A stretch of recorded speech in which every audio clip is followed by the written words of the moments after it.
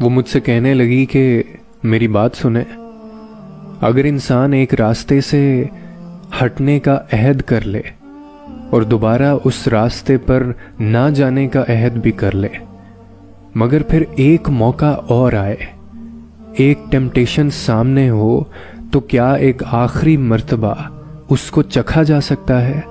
اس کے پاس کیا دوبارہ جایا جا سکتا ہے؟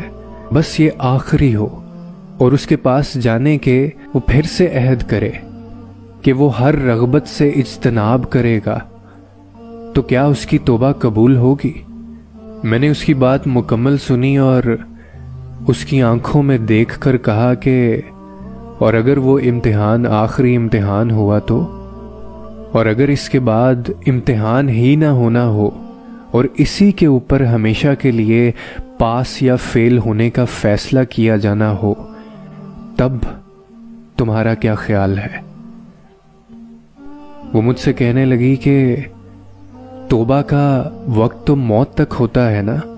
میں اس کی طرف مڑا اور کہنے لگا ہاں بالکل، توبہ کا وقت تو موت تک ہوتا ہے، لیکن اس کی آڑ میں آپ بار بار توبہ نہیں کر سکتے۔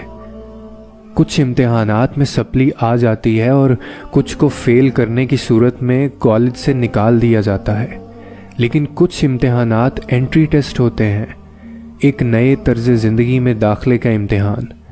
ان کو فیل کیا تو آپ داخل ہی نہیں ہوں گے۔ بعد میں توبہ کر بھی لیں تو کس نے گارنٹی دی ہے کہ توبہ قبول بھی ہوگی؟ اس نے میری بات کاٹی اور میرا جواب پورا سنے بنا پھر سے کہنے لگی، اپنی زندگی کی سب سے بڑی خواہش سامنے ہو تو اسے کیسے چھوڑا جائے؟ آپ ہی بتائیں۔ اتنا بڑا دل کوئی آخر کہاں سے لائے؟ میں اٹھ کر جانے کے لیے تیار تھا، لیکن پھر سے مڑ کر دیکھا اور کہا، جب اللہ تعالیٰ ہمیں امتحان میں ڈال کے محبوب چیز اور درست چیز کے چناؤ کا موقع دیتا ہے تو اس کا مطلب ہوتا ہے کہ ہمارے اندر اچھائی کی رمق باقی ہے، ابھی سیدھا راستہ ہمارے قدموں سے مایوس نہیں ہوا، اور سیدھے راستے کی خود سے لگی یہ امید نہیں توڑنی چاہیے۔ ایک طرف سے رزق نہیں آئے گا تو کسی دوسری طرف سے آ جائے گا، اتنا تو اچھائی کی طاقت پہ بھروسہ رکھو نا۔ وہ پھر سے بولی کہ اگر یہ دل پھر بھی نہ مانے تو میں نے تب اس کو ایک آخری جواب دیا اور چلا گیا۔ جانتے ہو وہ آخری جواب کیا تھا؟ کہ اگر تمہارا دل پھر بھی نہیں مان رہا تو سمجھ لو کہ خدا تم سے ناراض ہے، اب تمہیں اس کو راضی کرنا ہوگا۔